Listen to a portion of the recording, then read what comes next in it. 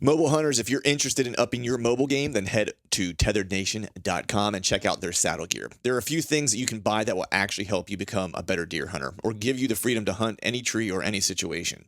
This reason is why I started saddle hunting in the first place and why I use Tethered's gear. I can honestly say that Tethered's saddle gear has changed how I hunt for the better. Big tree, little tree, from the ground, it doesn't matter. I'm untethered by my gear to hunt the best setup for the situation instead of hunting for a tree that my gear can use. My current core setup consists of the Phantom saddle, tethered one sticks, and the Predator platform, and along with an assortment of their accessories. So if you want to up your mobile game, head over to tetherednation.com.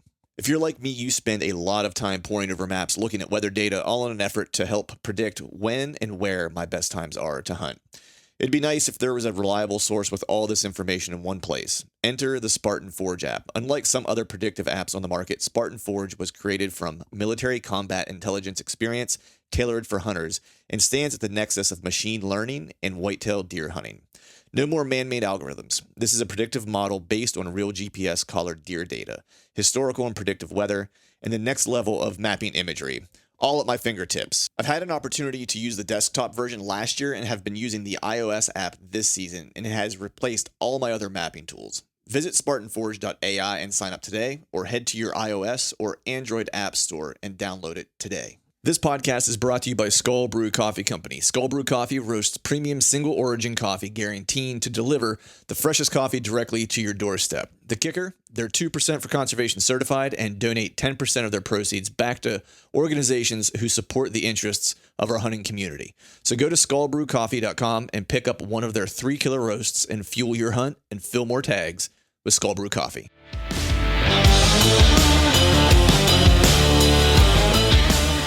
Welcome to the Truths from the Stand Deer Hunting Podcast, brought to you by Skull Brew Coffee Company. I'm your host, Clint Campbell, and you're listening to episode number 261. Today, we're jumping into late season with Johnny Stewart, so stay tuned.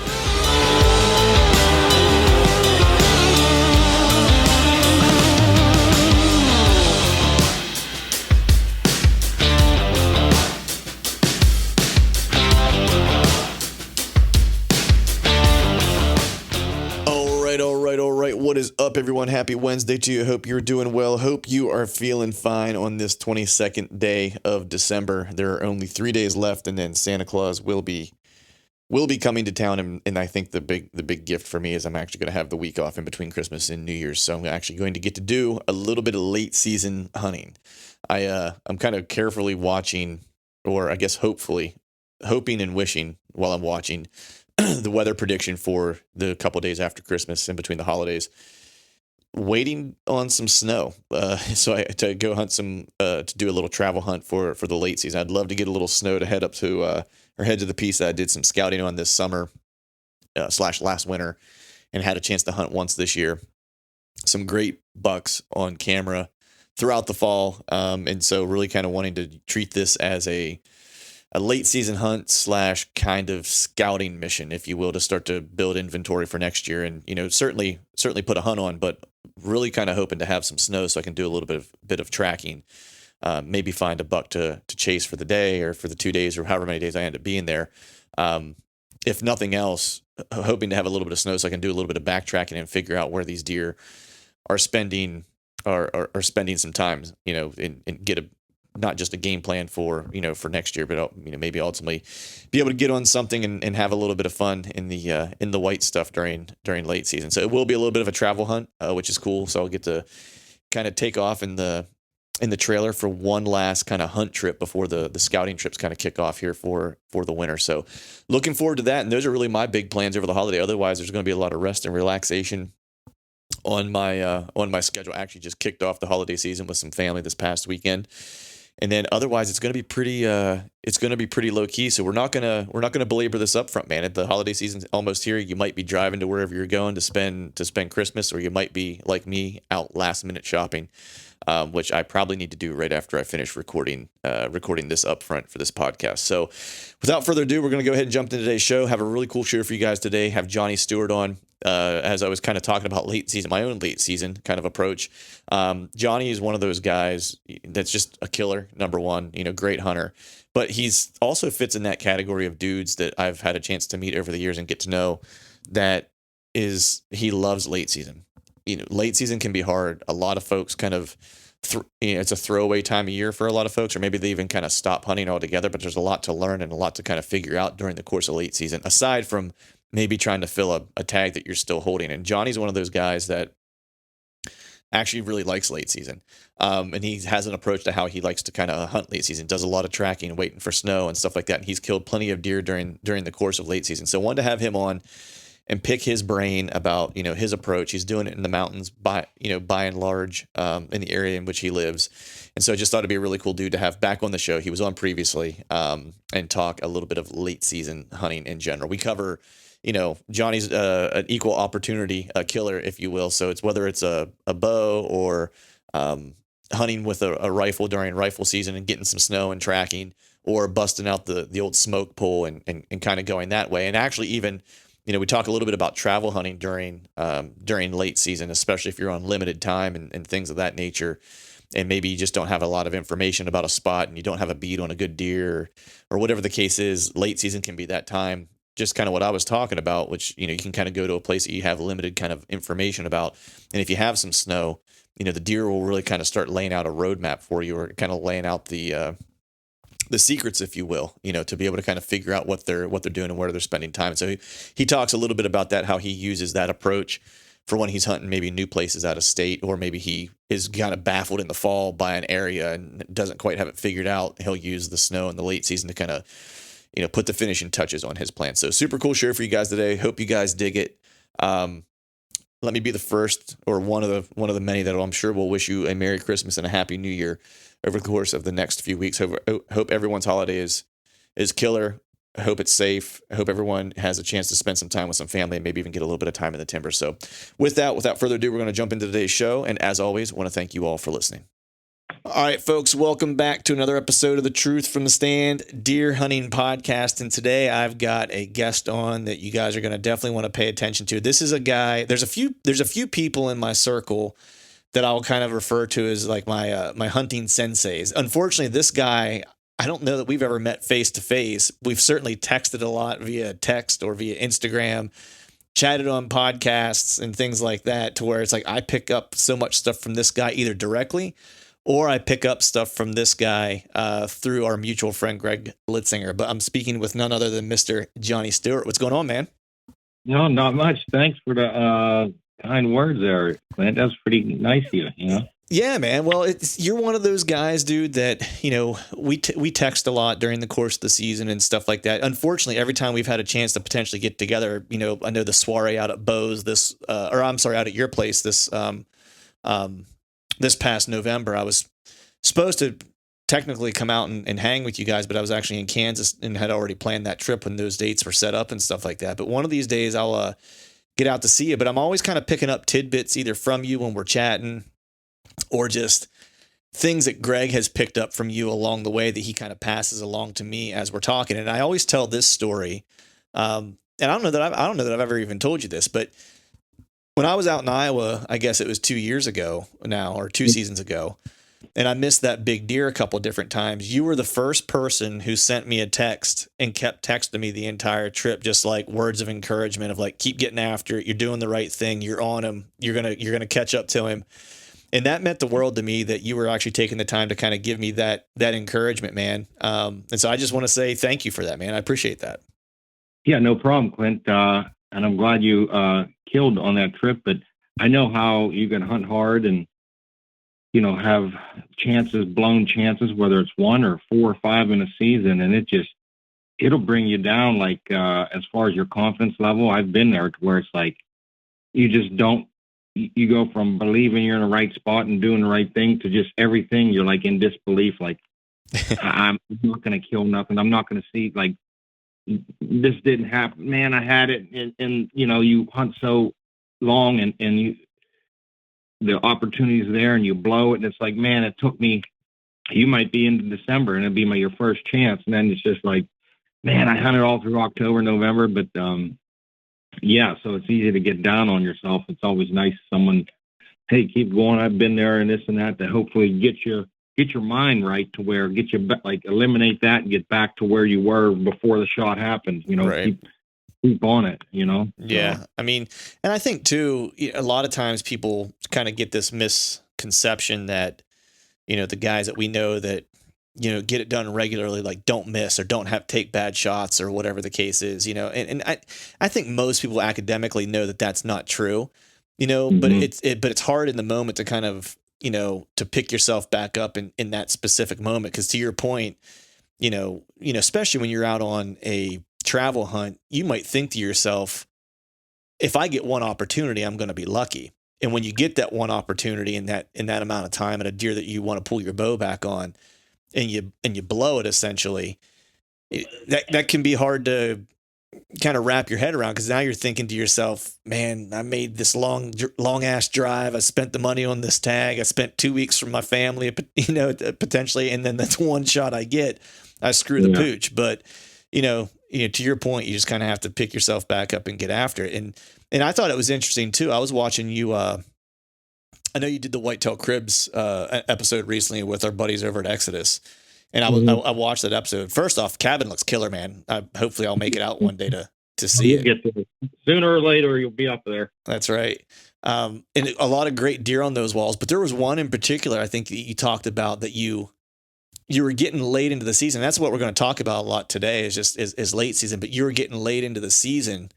I think you maybe even mentioned that you'd missed a deer, and then you ended up like catching up to this deer when you kind of least expected it, late season, where you're like, I don't even know if I'm going to go out. I think it might even been the last day of the year, if I'm not mistaken, where you were essentially telling yourself, I'm not even going out. What are the chances I'm going to see a deer that I want to shoot on the last day with like 3 hours of light left, and lo and behold, you did your work Yeah. and got out there and made it happen. Right.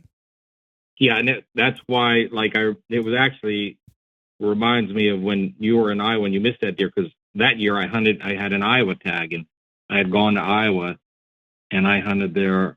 I mean, pretty much for months, on and off. Like I'd be home once or twice, and I'd be out there for a long extended time. And yeah, I was after one deer, and I hit a limb, hit him on like the leg, knee, like non-lethal. And next time I hit a sapling, I'm like, oh my, and it was like one sapling in a way, I'm gonna investigate. I'm like, there's one little sapling the size of my hit it. And then the next time he watched me get out of the tree, then so I gave up on that deer. And then in the January, I was in Iowa, and same deal, another buck, about 160, that big deer in January. I was lucky to have him come by, but he stopped, and the majority of his vitals were behind the tree, and I could just see, it was quartering toward. I was going to go right in front of his shoulder. I could aim right in through his heart there, but hit a limb on that. I'm like, and it just, every time I pull my bow back, I got it mentally in my mind that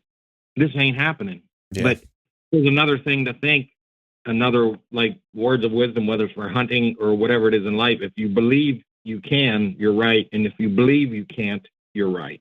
Right. So I say that to myself sometimes. So if you really believe that you're not going to get a deer, then you probably won't get a deer. But if you believe you're going to get one, so yeah, it's a hard pill to swallow when you're out all that time, and like you said, late season even, but you just got to keep pushing forward. And I think that year it was the last day of the season, and I was kind of believing somewhat on a fence maybe that it wasn't going to happen. Mm-hmm. But I was still out there, and there was still a little bit of light at the end of the tunnel, because there was still some season left, but I was still like, it was like gray light, and I'm taking my release off, and I'm swearing, like, I can't believe it, Right. And, yeah, the deer come under me, the smaller bucks come by me, and they're feeding under me. So naturally you just wait till they move on to get down.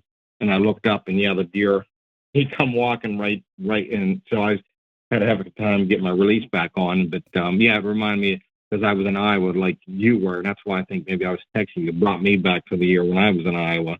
Right. And it ended up, but like I said, you're going to be I was on a fence, and kind of talked myself down off I didn't jump, I was like, was right on it, and it happened. And then my confidence went through the roof, and just, even though I was more not confident than I was confident, it worked out. So, yeah. it was it happened good, you know. Yeah. I mean, the one thing you mentioned, if you believe you can, you know, that's true. And if you believe you can't, that's also true.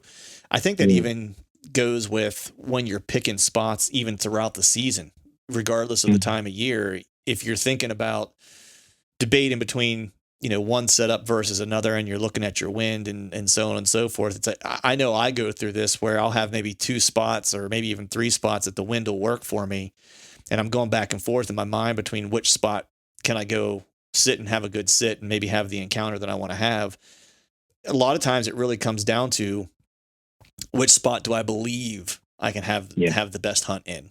And it's just Mhm. completely gut at that point, because, you know, just say for example, all 3 spots the wind works for equally well, or, you know, is huntable. You know, it might come down to where if I had some, maybe a camera maybe that was close by that I got some intel on or something like that. But that notwithstanding, I'm really just kind of picking the spot based on, in my gut, which of these spots that the wind is right for do I believe I'm going to have the best opportunity to have an encounter. And then that's where I go. And I try not to second guess, because I used to do that a lot and just drive myself crazy and just be paralyzed with not being able to make a decision. And now I just kind of rip the Band-Aid off and say, this is the spot. These are the 3 reasons why.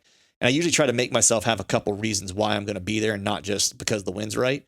And the spot that has the most kind of things stacked in its favor for that day, that's where I end up going.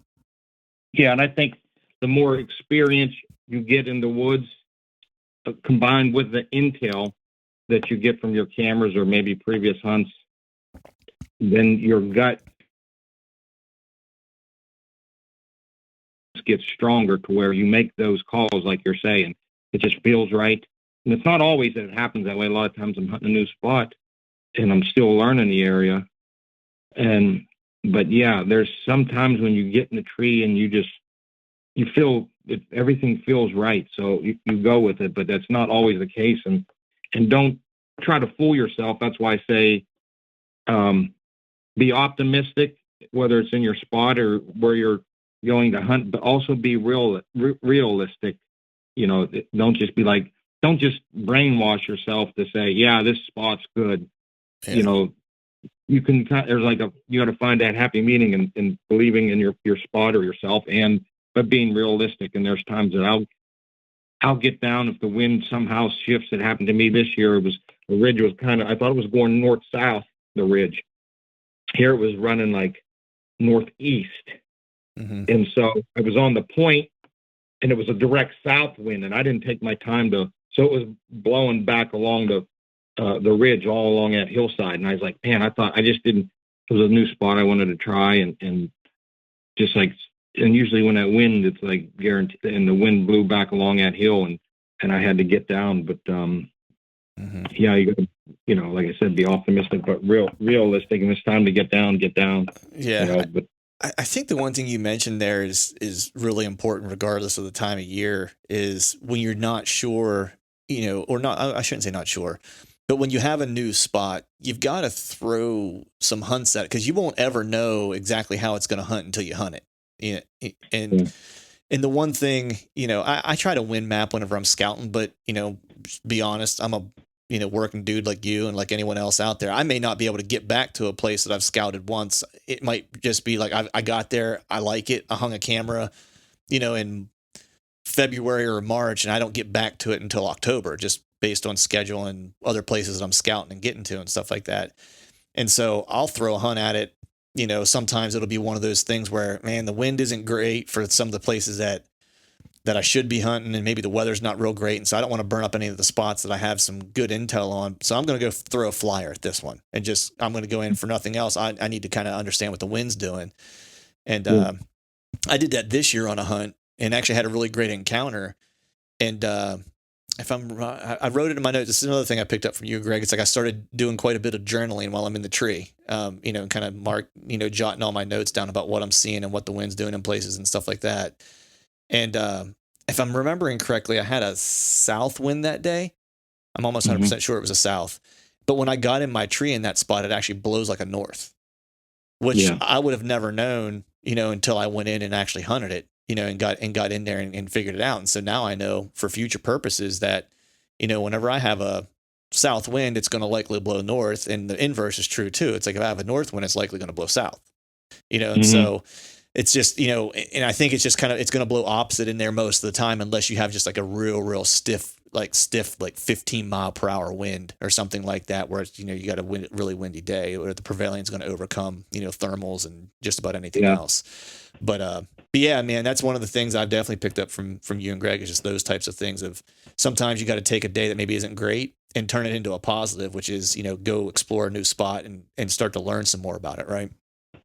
Yeah. And the wind, the way I look at it anymore, I'm learning more and more. And it's like, if it's unpredictable, then I just consider that spot pretty much unpredictable, and try to get as scent free as possible. And it's just, there's sometimes I'm seeing, and like Greg and other people I talk to, a lot of these deer in them unpredictable areas, the wind's not always in their favor when they're walking, because it's so unpredictable. Whatever the case may be, valleys or thermals and whatever. So a deer, if it had to walk into the wind all the time, it'd be just walking like a maze. Like it wouldn't be able to live. So he's living his life and going point A to point B. And I just hope sometimes the wind is enough that it gets my scent blown away from where, you get them calmer days where it just lays that scent around. But that's a great challenge, trying to get these animals and get an angle on them when they have so much in their favor. So when you do have success, it's not by chance. Most, when you're out there bow hunting and finding your spots, it's, you did something right, because they're not dumb animals. Right. Yeah. Yeah. They've definitely learned, how to work all that and use that to their advantage, and making sure that they're staying out of harm's way and stuff like that. And that was the interesting thing about this particular spot.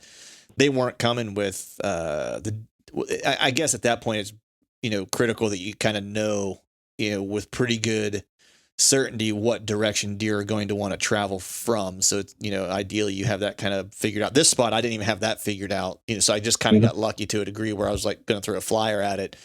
And the way they were actually using the wind was they were kind of wrapping around this ridge. They were, you could say the top third, but there's not like a military crest drop off or anything like that. Where I was at was really starting to flatten out pretty good.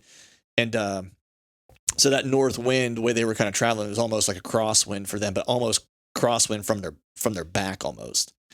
You know what I mean? So it was really kind of interesting. So they weren't coming with the wind to their face, but I knew I was in between kind of two bedding areas. So I knew once I saw deer, when I got there was a big primary scrape. There was a signpost rub that was there as well.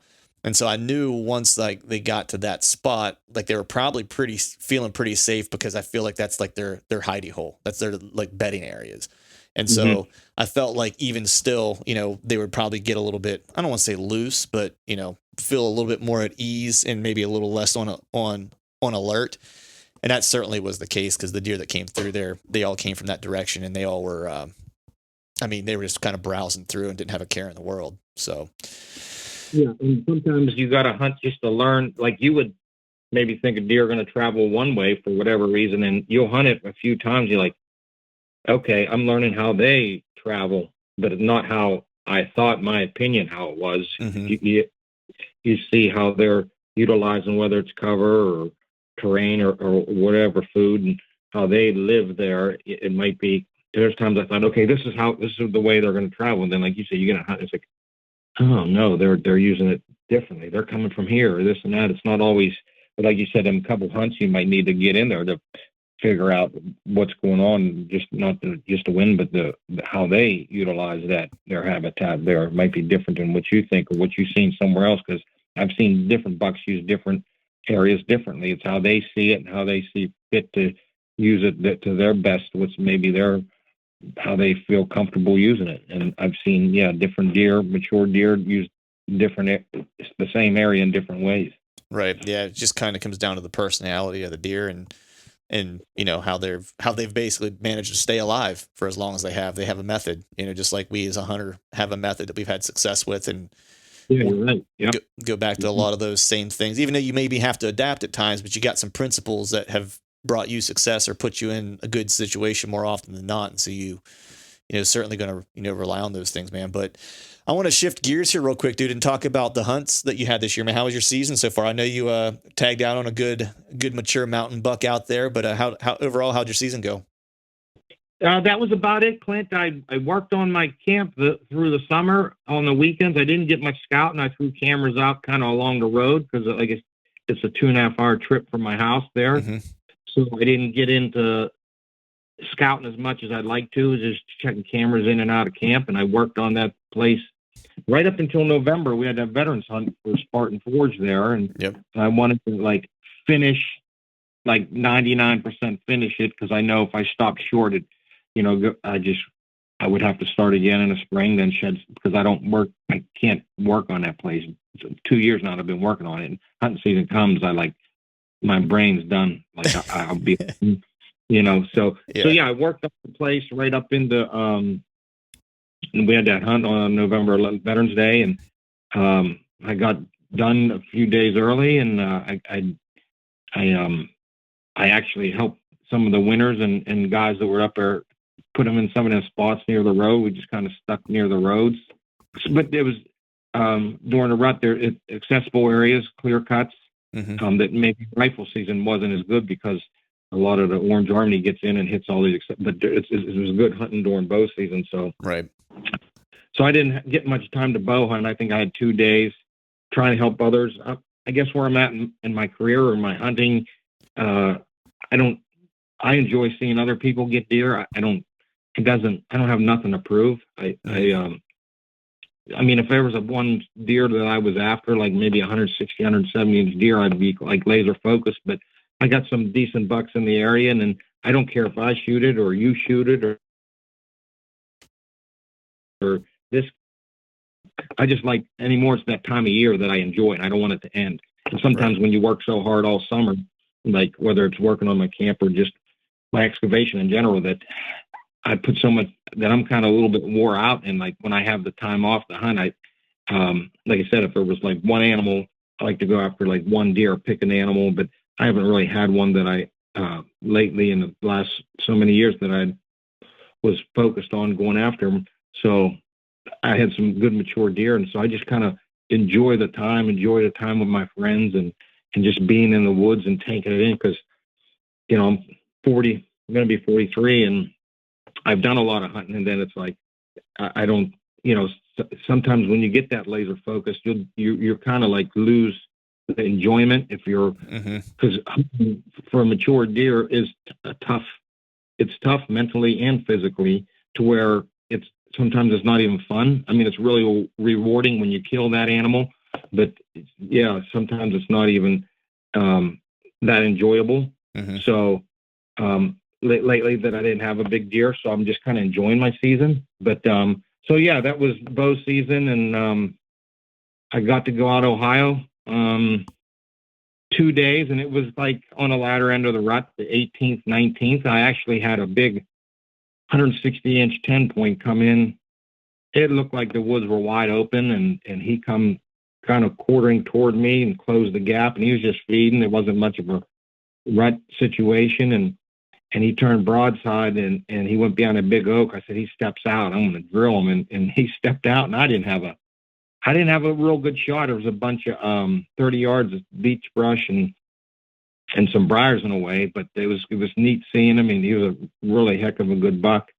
And I think when I was younger, I probably would have taken the shot just with the leaves. My arrow probably would have went through, but when I was younger, I was flinging arrows, but I think you change a little bit. And it's like, chances are I probably could have killed a deer, but I don't want to wound him, and I don't want to, I don't know. It's just like, I was waiting for the perfect shot. So, but then even that, I don't look back. It was like, it was a good time.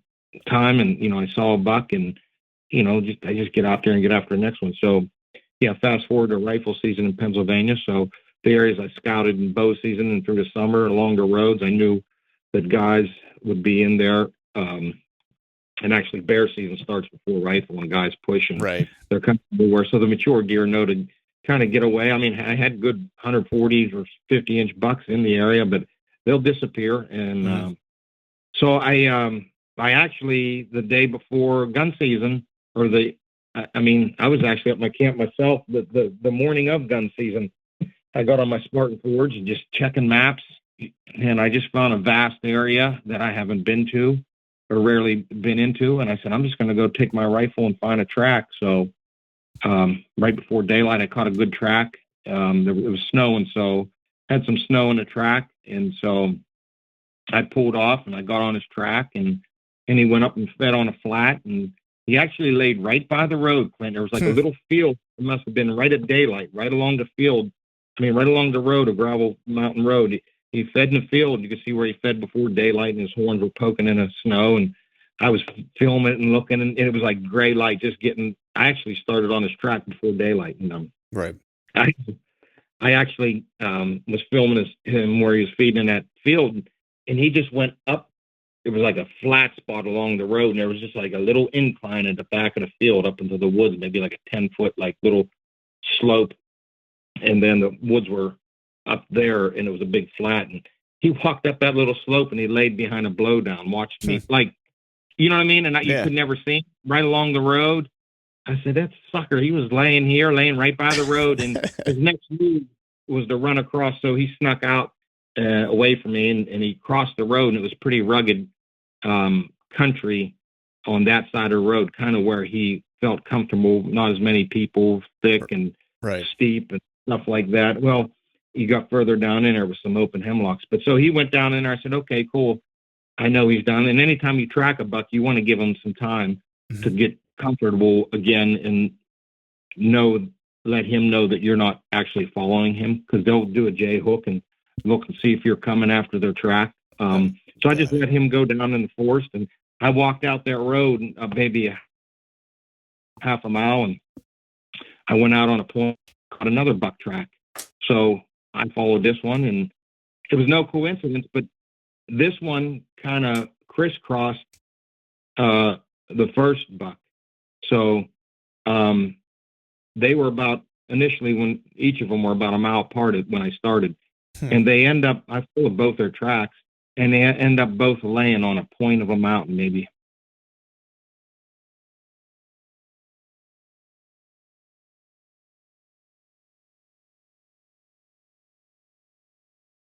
That was pretty interesting. That was a safe area for them, maybe from the gun hunting and the bear hunting. So anyways, I bumped them, and they grabbed another deer along the way. It was a little bit smaller buck, I could tell by the track. So they went around a face of the mountain and up another hollow, and as I was going up that hollow, they were like calmed down, and it was a little ways after I bumped them, so they were all right. They didn't know I was following them. And then when they went up that hollow, my wind was blowing up that drainage, and I backed out, went and ate lunch, and then I come in from like the head of the drainage, dropped down into their tracks, and I seen they crossed the hollow. And there was like 2-3 inches of snow, so I just crept along, and I knew there was another point I seen on my Spartan Forge. I said, I bet they're going to that next point. So I just creeped my way, following their tracks, and I looked up, and about 120 yards, I seen a deer moving in a brush, and I seen another one with horns. I said, you know what? I'm smoking this sucker. So in 120 yards, I seen, I knew it wasn't no monster, but I said, I don't care. I'm shooting. So I shot him, and he ran down the mountain, and as I got over to his tracks and followed his tracks, he was going down, and I looked over. We were getting close to that point, and the big buck was standing on the point, kind of watching the whole thing, because my deer crashed. The buck was like probably just looking down, like, "What's wrong with you, man?" And so I'm coming down, and I look up, and that big dude standing. I'm like, "Oh," and he just truckled off, But it was a cool hunt. It was a good deer, and actually we just ate some chops tonight. Nice. Deer, so it's a good year. And like I said, and they did a cribs that was Saturday first day. It was like it was like the same time frame, because he was still hanging out in your buck pole. Yeah, and that's the one reason I wanted to get a deer, because them guys were coming up. It was Saturday. I said that's why I kind of said I'm going to shoot one, so it'd be cool for them to see and get it on video. And then I took Cam out, and I did some drives on the same hillside. And I don't know if I blew it out or what, but we didn't have any luck. But that's kind of why I wanted to get one down, just for the episode. Right. So nice. Well, there's 2 questions I have based off that. I want to unpack that a little bit, because tracking was one of the things I wanted to get to for late season. So whenever you picked up that first buck's track, and you figured out that he had seen you, right? And he kind of moseyed off, and you had mentioned you don't want to pick that track up too quick because they'll often J hook around and kind of try to find out if something's kind of following their track or whatever. So you want to give them a little bit of time to get out in front of you. How long are you typically waiting before you would pick that track back up, where you would feel comfortable or know that it's safe to kind of continue on? Is it more of just like a gut feeling, or do you have a rule of thumb that you follow? 20 minutes, half hour, because in his mind, if he runs 400 yards and you're walking at 1-2 mile an hour pace, like or a coyote or whatever predator might be following them, half hour, and then they'll even sometimes lay down and watch your back trail. Mm-hmm. Right. But usually I give them like 20 minutes, half hour before I on the first initial bump. I just like that one. I said, well, I'm going to let him go and it was like maybe a good hour and a half before I followed the one buck they crisscrossed. Right. And then I was in a losing. Well, if I had more, I would hunt it differently. If I had more days to hunt, I would just kind of probe around and know that they're heading toward this point. I would back out and I'd come in from another direction and learn about the area, but I just kind of stayed on, because sometimes you staying on a track, if the wind ain't right, more times than not, when they're bedded, you're not going to get a shot. I mean, there's a rare chance, and I figured that time of day, it was in about 9 o'clock. I figured they were probably bedded. Mm-hmm. They fed, to me, during the gun season, they're going to feed before daylight, because of that, their range is going to shrink because of gun season, and they're going to feed before light and get to where they need to be and stuff like that. But yeah, usually wait a half hour. And then sometimes if you keep bumping them, sometimes I'll come in from a total. If they cross a hollow, I'll come in, I'll go all the way around to the other ridge and catch them from a different angle, because they're going to be, once you, like 2 times you bump them, sometimes it's like, man, they know you're on them. Then then the situation gets different, where they're going to set up for you coming to them, and they're going to have their escape routes, and they're going to see you.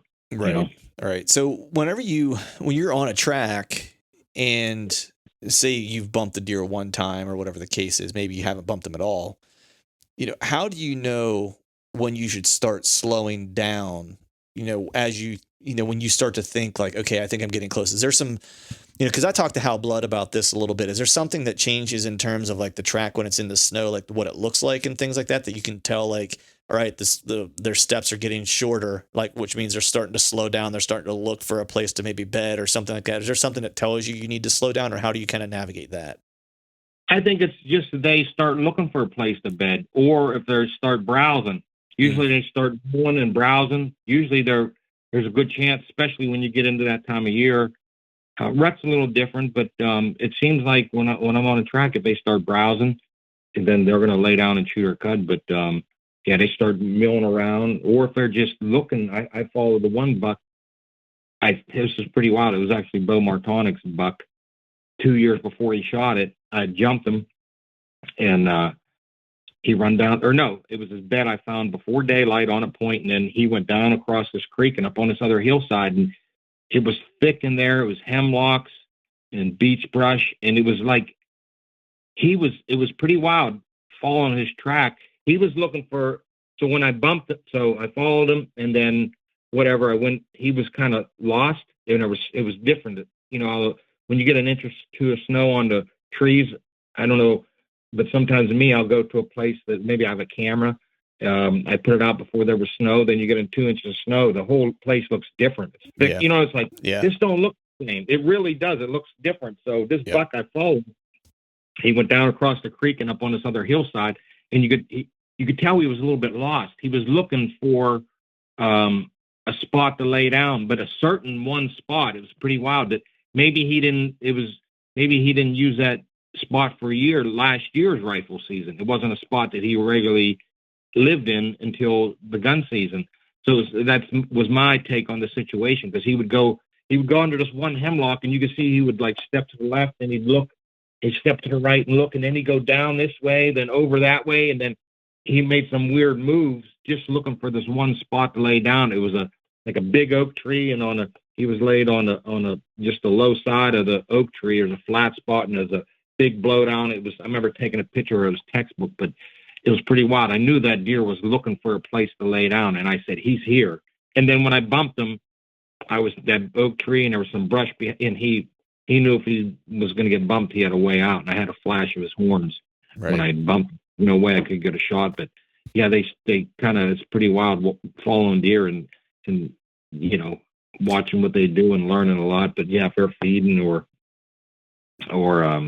like that deer did, he was actually kind of looking for that one spot to lay down, and he finally found it. Right. So I knew he was there, But yeah, I think he's just milling around and looking for a place to lay down. Nice. So I always like to talk to you about late season, because you're one of the few guys that I know who is not only good at hunting when it gets late, but I almost feel like you like it. Like where a lot of people, when it gets this late in the game, like they're usually just kind of folding it in, going like, I don't know. It's late season. The deer aren't moving anymore. It does become more challenging. A lot of the things you have in your favor during early bow season, whether it's, early season bed to food pattern, or just the fact that they're going to start moving more and more in daylight as you go from September through, essentially, end of November for the most part. All those things and the opportunities for that mature buck to make a mistake, you kind of lose when you get to late season. And he's the most educated he'll be for the entire season, essentially. So what is it about late season that you seem to like? Because that was the one thing whenever I first met you, was just we talked a little bit about late season, and it just seems like you not only have a knack for it, but that you also, you actually like this part of the season. What is it that you like about it? I think a lot that I do like is the snow, whether I'm gun hunting or bow hunting, because that snow, if you let it lay for 2 days, 3 days, it's going to tell you a whole big story of what's going on in that area, especially if it's an area you're not familiar with. Mm-hmm. And then the rut is kind of sometimes, to me, difficult to hunt as far as patterning matured like a certain deer, because he could be anywhere with a doe. So it's kind of like a different type of hunting, to where, there's a little more luck involved, I think. Yeah. If you got that hot doe, then you're in the right seat. But late season, I think you can kind of pattern them, because they're not just willy-nilly running for does. I mean, some places where the doe population's up, they could be doing that. But, they went through, probably half of the winter, I would say, or the times, and they need to conserve energy, and it's just food and bed. Those are your two main things, and it's usually pretty easy story if you can find a buck, especially with the snow, a mature deer. You find his track. He's not far. You just start, reading your maps and seeing where maybe the thermal cover or whatever may be, and see where the neighbor's food might be, or the public ground, what's there. But I feel like, and so before we got on the air, I was talking about the warm weather, I think, but I'm actually wanting to get to a difference. And hopefully you got cameras out, maybe, and the area, and you're just kind of seeing what the intel is, what deer are left, and you can set up accordingly. But like the situation I'm finding myself in now for this late season is, I'm not even sure where I'm going to hunt. I'm going to get back down to Ohio, but it's the spot I kind of know. The mass is not good, but so I'm trying to get one more state in, but a lot of states will end December 31st. Yeah. So I'm looking into maybe a state that's open in January, and I'm looking at maybe a place that I could possibly get snow to learn.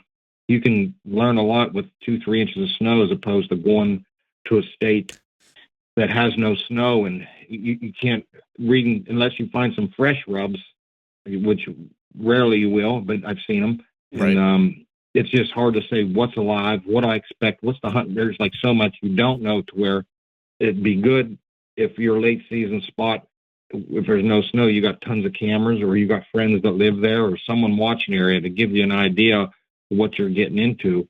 But yeah, I think snow's the biggest thing for me. I could just drive those roads and do a big circle around a piece of public ground, or just track deer. And you can kind of, like I said, with your maps, you could see where maybe the thermal cover or what some thick, you can just probe around and kind of expect them in their cover in their bedding area during the day, and just learn where they go at night when they're out feeding. So yeah, I think the snow is the biggest thing to help in late season. And I love hunting in the snow, just like that track, and you learn so much. Yeah. So I think snow is the number one thing for me to have. Right. And that's interesting that you said, I never thought of it this way, but using late season to go hunt, maybe an out of state hunt or something like that, where you want to learn a new area that maybe you haven't been to before, and choosing that time of year specifically to go hunt it the first time, maybe to get an idea, or have snow and be able to get an idea of what deer are doing. It made me think of, like, I know you often like to go out to, correct me if I'm wrong, but I think at times you'll try to get a late Iowa tag, if I'm not mistaken, as opposed to like a first archery season tag or whatever the case is. And it seems like that would be a pretty smart thing to do. If someone wants to go to Iowa, you could get much more easily. You can get that late season muzzleloader or late season bow tag for Iowa than you can, for the first season for a good unit. You could probably draw that before you would draw your normal, archery tag for the fall. Go out there, use some snow, hunt a particular area that you want to learn, and be able to hunt at the same time, and use the snow to kind of track and figure out what deer are doing. And you'd be way ahead of the game when you went out for archery season, first archery season, whenever you did happen to draw a tag, because all the intel you got from the snow, essentially. So that's a really kind of smart approach for hunting out of state, I think. Yeah. And like I said, I was fortunate to draw some late season muzzleloader tags that I bow hunted with, or muzzleloader hunted, and it was just like, there was times that there was no snow. It was 40 degrees and no mat. And it was, I don't even know where to start, because I don't know what's alive. And I try to run cameras, but the cold weather makes the deer feed more. They have to feed more often. And you get a cold stretch, it's like, oh, man, your odds just skyrocket. If you get a cold stretch or a cold winter and you get snow and nobody's messing with them, it's like, this is what I need. This is where I'm going to kill a deer, because I got them. I got an angle on them. I got the cold weather. They're sapping their energy, and they need to feed. The snow's covering a lot of food. It's like, here we go. But it's those years that, like, now I looked at the weather in a couple of different states here, and there's nothing good about it. And you're coming out of muzzleloader seasons and gun seasons to where they're still, like, I went down to Ohio. I think I was down there last week for a day or two, and it was just warm, and there was no map. And a lot of times in places I hunt in Ohio don't get snow, and it was like the gun season was just out, and they're probably still shook up a little bit. So I'm like, you know what, I need to wait till January to get here to let these deer calm down, and no one's messing with them, because right now they're still like maybe all spread. I mean, getting the deer on the camera, I still think they're all shook up from the gun hunters, and they'll come back to their spots. And that's another thing is the pressure is down then, and nobody. That's because everybody has pretty much the same mentality to where, it's I'm not going out. It's cold, but then it's like, and then deer kind of let their guards down for a lot of reasons. I mean, they have to eat, and it's cold, and they have to move, and it's just what they have to do to survive, to make it through the year. And you can take advantage of that. Where other times of the year, there's a lot of nighttime feeding. If there's pressure, and there's an abundance of food, an abundance of cover, where these things are getting slim to cut, the food, and the warm weather's gone, and your fat is gone, and it's like, oh, I got to do something to make it through. So it'll take more chances, and you can capitalize on those deer. So, but that's, hopefully you still got cameras running. And that's one thing I tried doing this year, is looking forward to the next season. So even though I killed my deer in Pennsylvania, I was just prior to that, I was already putting cameras out for late season, because I made a mistake that I would put cameras out during the rut, or right before the rut, looking for deer during the rut. And then here, I know, for instance, like I said, where I was hunting in PA, I was hunting clear cuts close to the road, and it was good rut hunting. And then when the Orange Army came in, it was like, it blows them out, and I'm like, oh. So it's always try to always look forward to it. And so they disappear, the deer, but they are somewhere. And it's like, man, I need to be looking forward for rifle season or then muzzleloader. So I kind of been taking a step back and looking forward to my, and then, you're always in the moment trying to find where the deer are at that moment or in the next week or so. Yeah. And then that's one thing I'm trying to do more of, Clint, is look forward to. So I've dropped cameras in places for, even though I shot my deer. I got some friends that are going to hunt late season. Greg might come up, and I dropped cameras in areas that we knew held deer late season. So I said, I got out and got cameras in those areas. So try to look forward to your next step, because it's the whole season, the whole deers, their environment and their lifestyle changes so quickly. I know there's places I see rubs along the road. For one instance, we were hunting a deer. He was rubbing a telephone pole. It was right along the road. Hot, like he was crossing there in a rut, and then fast forward like a week, bear season and gun season. It's like, it's cold. It's dead cold. Things going to change so fast out there. You got to keep up with it. Yeah, you have to really kind of keep almost like a step ahead, in thinking about what you're going to need to do next. And that's one thing that I've definitely picked up from you specifically that I used. I think I was, and again, I picked up from you through Greg. Really, it was one of those things where I was out scouting for a particular deer that I was chasing this fall, and I kind of had him. I thought I had him figured out, and I did. I happened to be like a week late, and I ended up catching up with him, and I missed him by a day 2 different times.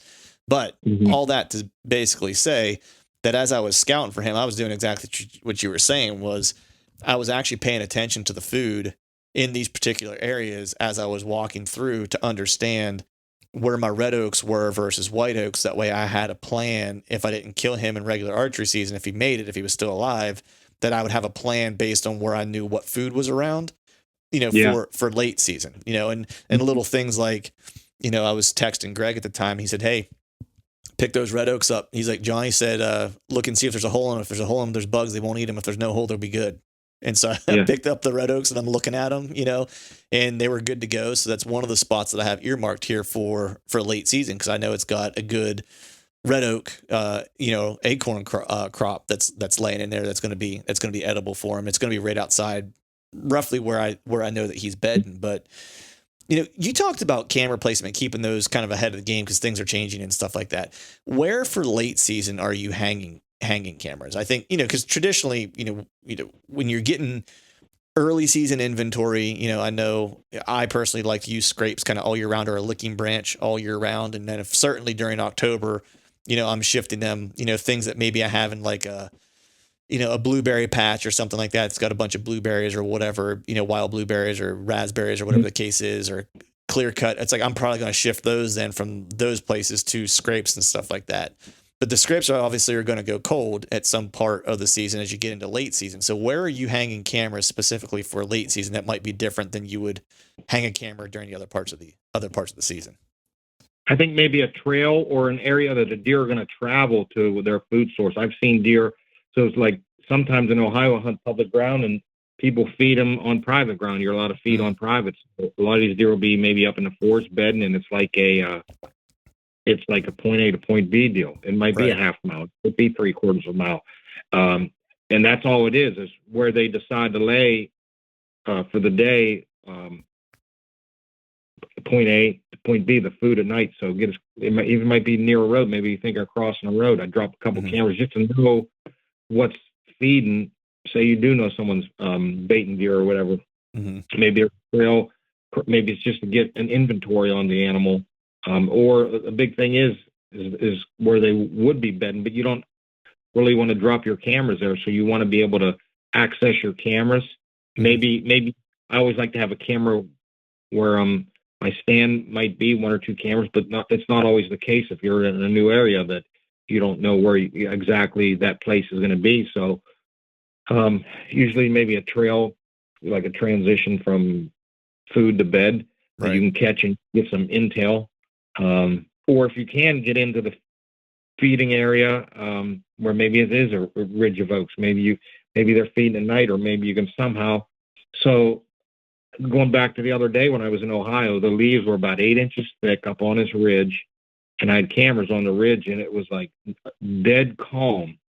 Clint, I think I let every deer in the county know it. It was so it's like the leaves were so fluffy and crunchy, and it was like, and I couldn't even, actually, that's kind of why I didn't even really hunt, because I got up on this ridge thinking they were going to bed in these valleys and that, and I can get up on this ridge and take inventory of maybe what's on the ridge, crossing the ridge, but it was so loud and crunchy. I'm like, I can't even set up on a deer, because then that time of year, so it's like we're in between, like, to me, we're still in this time of year, like early mid-December, the deer are not quite into the heavy feeding, especially since your gun season ended. Right. In most of the places, they're still maybe kind of, the weather's still kind of warm, and that's why I left. And I said I'm going to come back in January, because I got to get set up with only within 100 yards of these deer, because I feel like they're not going to move till dark.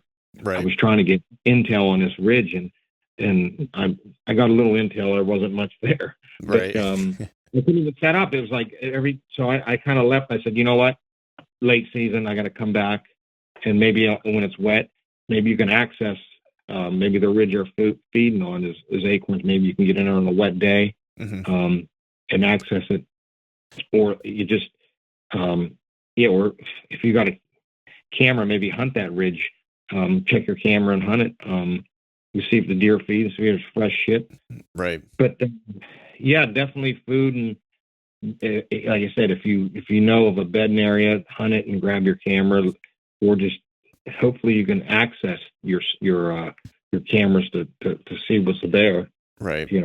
Now, do you find because it sounds a little bit like that playing that bed food, and a lot of folks will do that, of course, during the early part of the year too. But so I'm curious, do you find that a lot of, I won't say a lot, I don't want to put words in your mouth, so I'll just ask the question. Do you find that places that you're finding deer in late season are very similar to, and maybe even be the same spots where you're locating them in the earlier parts of the year, when they are more predictable and they are dependent more on more food? So do you find sometimes that they come home, and how often do you see that, if you do see it? It's hard to say, Clint. I know there's a lot of variables, because the food that time of year is different. So of course they might be bedded somewhere, in August and September, maybe even early October, because there might be a, fresh white oak drop somewhere, late mid-September into early October, or there could be, an ag field that's not too far away that maybe is a green food source or whatever, so certainly could change based on that. But I'm just curious, because that's one thing I've always kind of thought of. It's like, well, if they're comfy here in the summer, and, and the cover's good, and they've got good cover, that would be another qualifier, that the cover's good. And there's, and the food source is maybe different, but there's still food there. So for example, maybe they were bedded near a clear cut, and there was an ag field that wasn't far away, but now the ag field isn't any good, but it's still got all the cover from the clear cut and all the browse from the clear cut. I'm just curious if those deer would come back home because they've got the security. Yeah. So for instance, one place that Mary's in rifle season, that I pulled my cameras, because they died off. In another area, it was some thermal cover down in this creek bottom, and that's an area that I hunt for mature deer. And then, you get into the deer gun season, and I remember, I think last year I said, you know what, it's pretty thick down there. I bet you a good buck just sticks to that creek bottom and just kind of hides from those hunters. So I actually went down there during gun season with my bow, and I had 4 cameras, and I was going to bow hunt. It's kind of thick anyway. So I grabbed them cameras, Clint. I did there was nothing worth shooting, maybe a 2-year-old and a year, bucks. That was it, 1 or 2. And, did a big oval trying to look for tracks, and you know what? They were legit gone. But come late season, they'll move back in. I don't know where they go, because it's accessible, not crazy accessible, but it's accessible enough that guys are going to drive it out in that. So I kind of think these deer do move out up to maybe a mile. They know that, and I think it's all relative to them. So if they're in an area that has kind of roads, clear cuts, nice, maybe for breeding, does, everything they kind of want, they're not, to me, like when I shot my deer, I went to a place, I just looked at my Spartan Forge maps and seen a place that was kind of vast, though hard to access. So he's going to relate to all roads winding through clear cuts and that to like danger. Not saying a buck won't hang tight if it's super thick, but for the majority of the deer, to get your odds in your favor, they move out. So yeah, I actually, in that creek bottom I was up after I shot my deer, I actually went down there and put cameras to hopes, you know, they're going to come back. And then if I got some buddies to hunt. So yeah. And then even on some of the hard, the ridges with the oaks, if there's mass there, the deer just kind of stay, you know, they might chase does to the next ridge and that, but it seems like they'll come back. It's just kind of the same population, just what's left.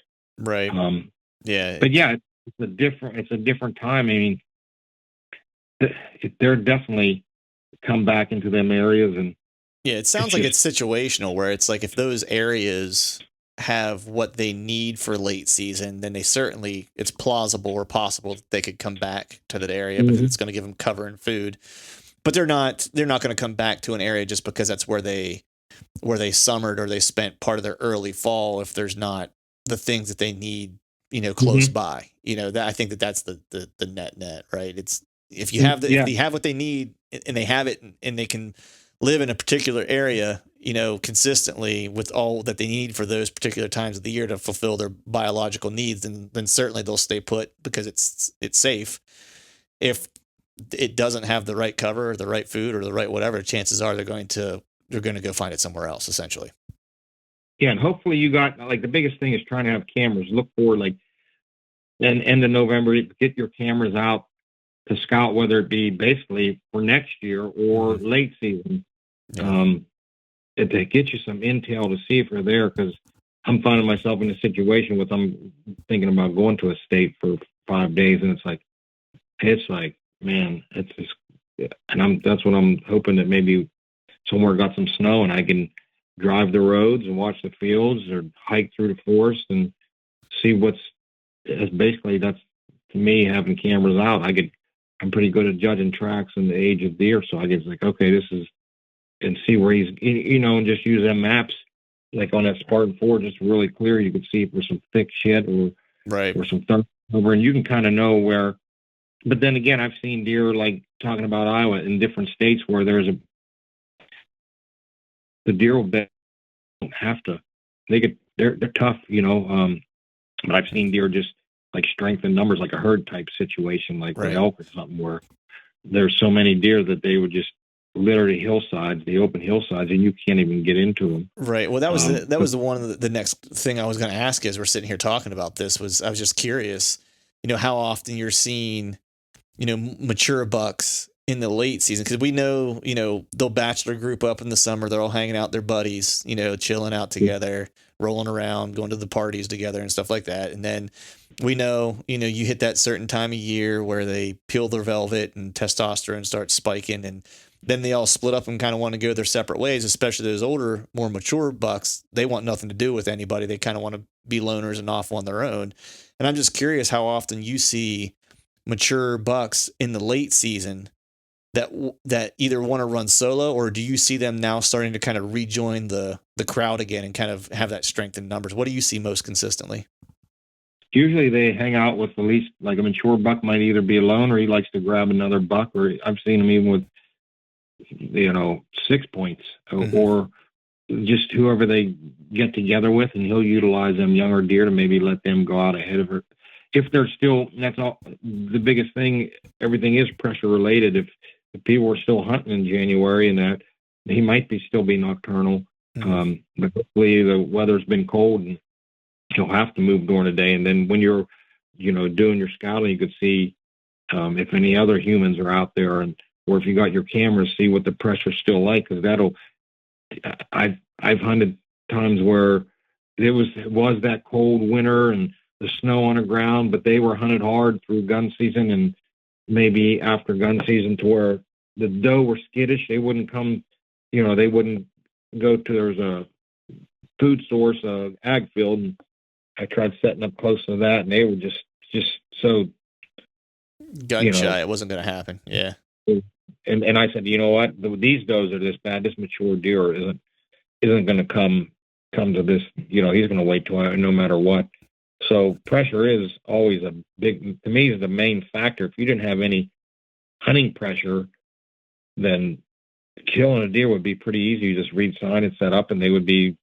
Right. You, but that's what causes them to survive and be tough, and the challenge that we like about them is them getting over on us or coyotes or whatever the predators. They know how to survive, and they don't take chances. So that's first and foremost. If he thinks somebody's going to be sitting along the edge of that ag field, he's not going to go. Right. So plain and simple. So yeah, and then whether your camera tells you or you're out hiking, you can kind of judge tracks of the age of them. Maybe the snow melts during the day, and you can say, okay, and then it freezes at night, or if it is frozen at night and there's just like his tracks barely breaking the ground. Okay, well, this deer came through it from 10 o'clock at night till 6 in the morning. You can kind of judge time frame too with the snow. I've done that a lot to see. There's times I've got a buck on camera that good deer in a piece of public ground, and I just didn't know if he was a resident or if it was just a random time coming through. So I used the age of the snow. It was melting during the day and freezing hard at night, and it was like actually an ice. And so what I did was I did a big circle the days it was melted, and then it got so cold that it didn't even melt during the day. I said, well, this buck's in here, and I know the snow's melting during the day. So I was doing, and I could kind of, to me, guess that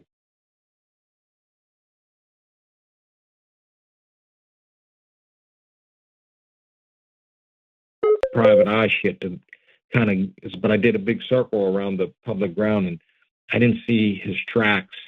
It was just a random, so I didn't hunt that area. I just felt like maybe someone bumped him, and he come running through. Mm-hmm. So it wasn't like a recurrence, but I kind of used the snow to my advantage. If you think it's melting, and just kind of do some, and then like look at your track in the ground.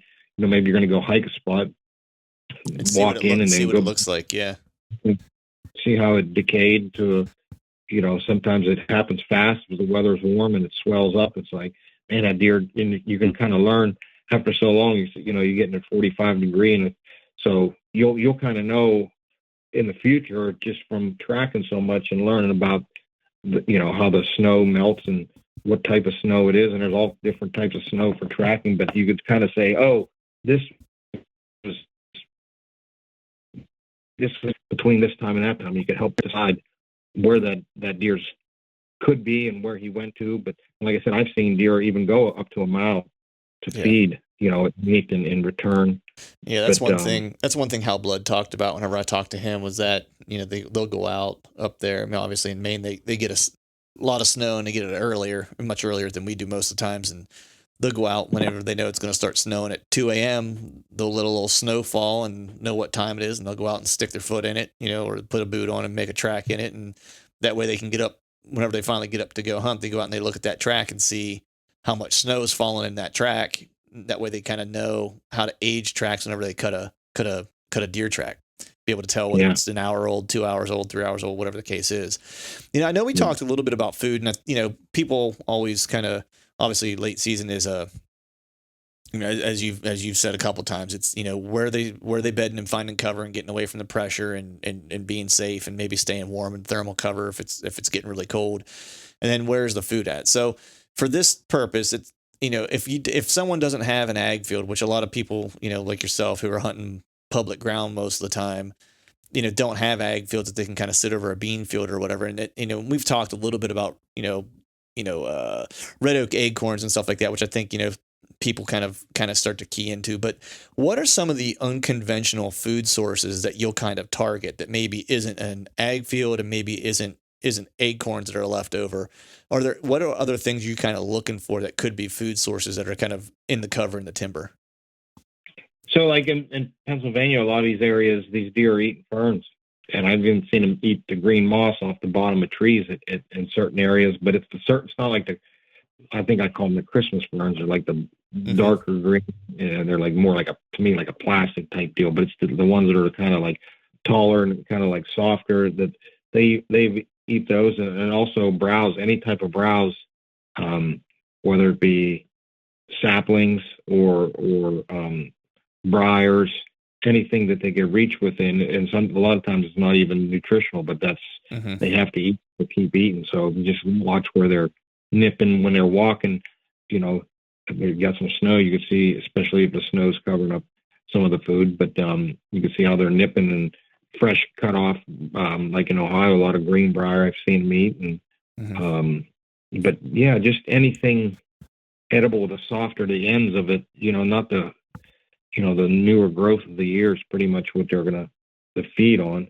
Right. And if they get real dire, they'll even start to peel some bark, won't they, off of certain species of trees and stuff, if I'm not mistaken. Yep, I've seen that.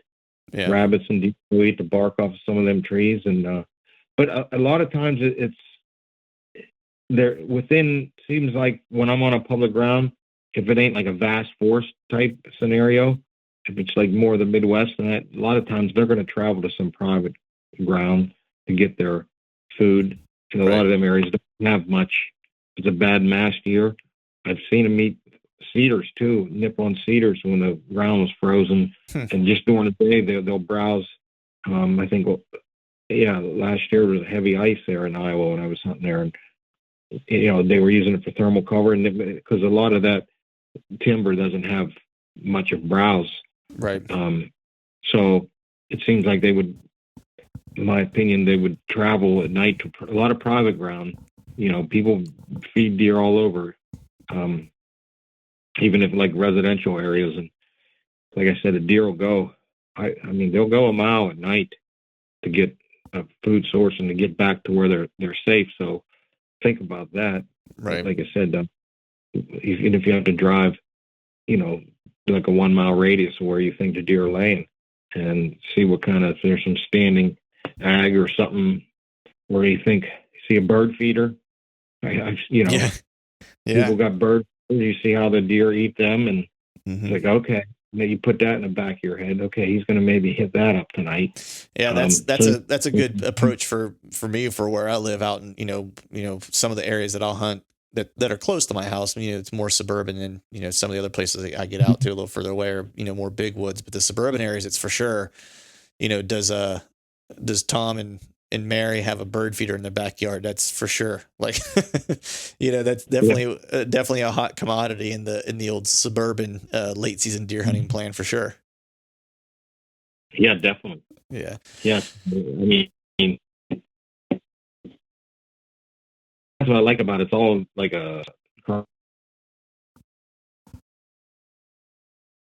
it's all just a big puzzle piece. Yeah. Where are they?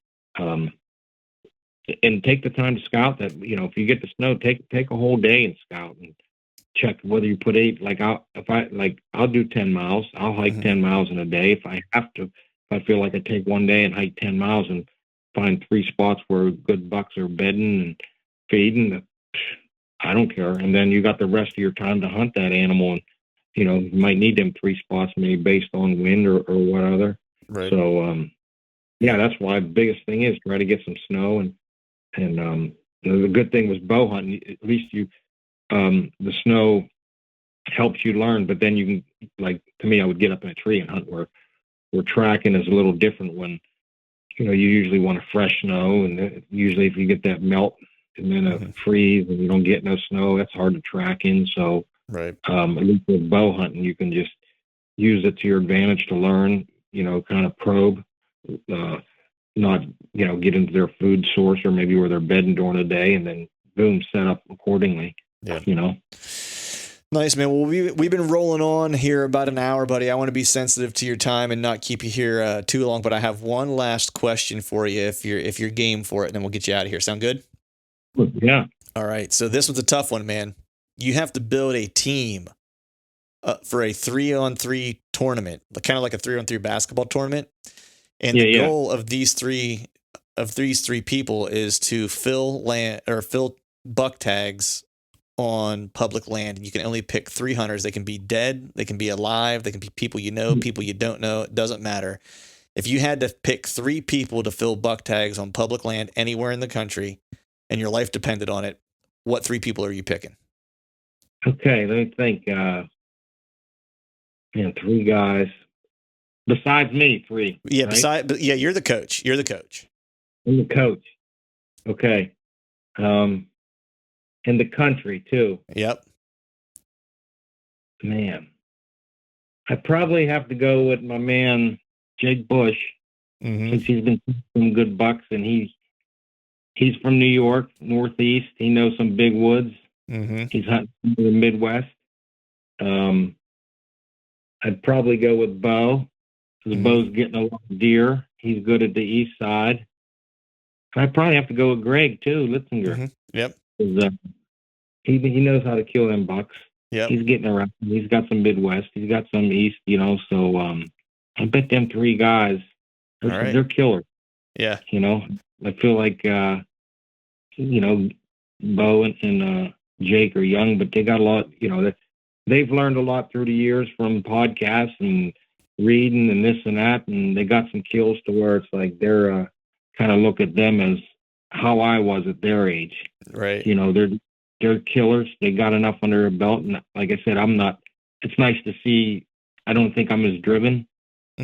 Not, I did a lot of that, and it's great to see people, these young guys doing it and killing and that, but you're going to reach a point in your life where you are going to take a seat back and just like enjoy it and watch other, I mean, not saying you won't get back into it yourself. And like, if I find a big deer, I get laser focused, but it's nice to watch some. It's nice to be able to kind of just enjoy the atmosphere. There's nothing wrong with that. You know what I mean? For sure.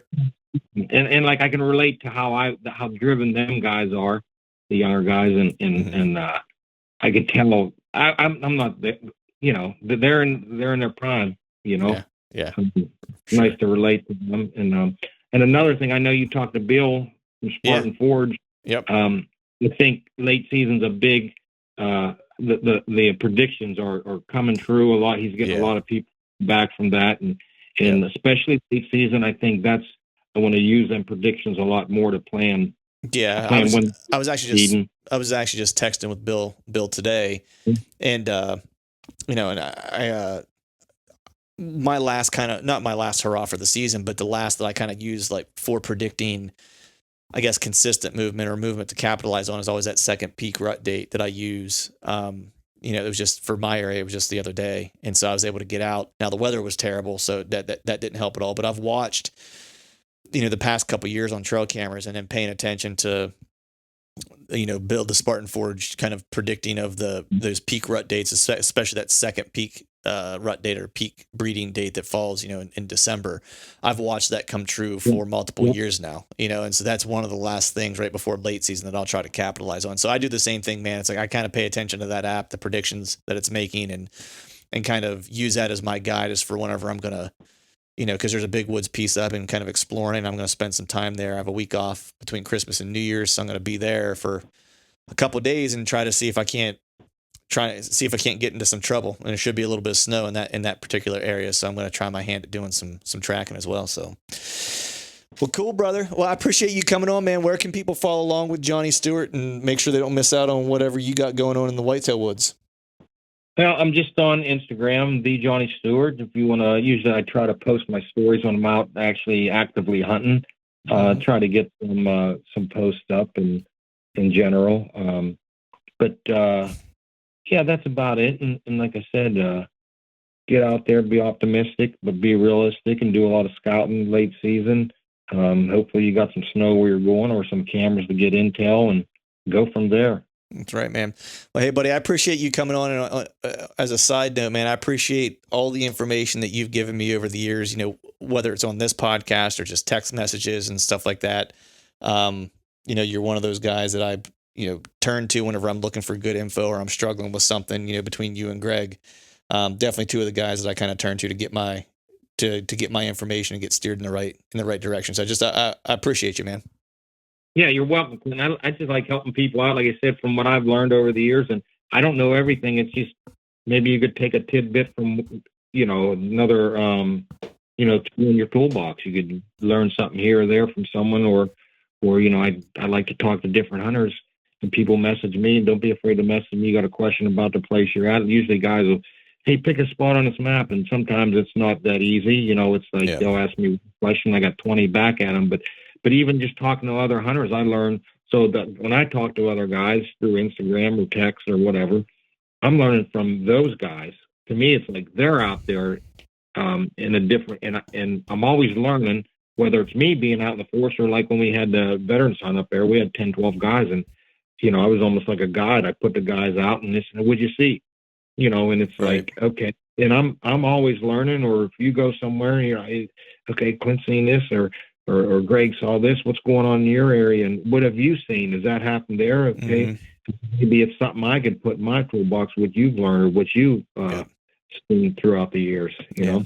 Exactly, man. Well, that's why I always kind of appreciate your approach, man, because you're always an open book and willing to share. And you're a hunter, man. Like, you don't think you have all the answers. And that's the thing that I found that's key to all the guys that I know that are good at it. They don't claim to have all the answers. So I appreciate you, man. You have yourself a good night, and Merry Christmas, buddy. You have a good holiday. All right. Good luck out there in the late season. All right, folks, that is a wrap for today's show. I'd like to thank all of you for listening. And if you haven't yet, please head over to iTunes and leave us a 5-star rating. And hell, while you're at it, head over to YouTube and give us a sub there too. I'd be super appreciative if you'd be able to do those two things for me. And before I shut this thing down, I need to give a big shout out to our partners who continue to help us make this podcast possible. Tethered, Exodus Outdoor Gear, Skull Brew Coffee Company, and Maven Optics. And until next time, we'll see y'all.